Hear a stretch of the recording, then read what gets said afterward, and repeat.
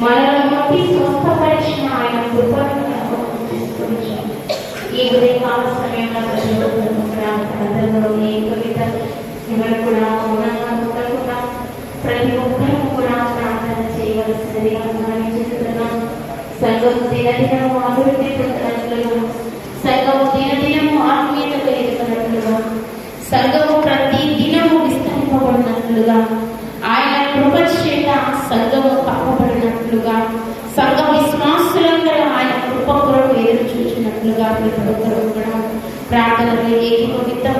ఎంతమందికి నీటి ప్రార్థన చేస్తున్నారో వారి ప్రార్థనకు దేవుడు సమాధానం అయ్యేనాడు.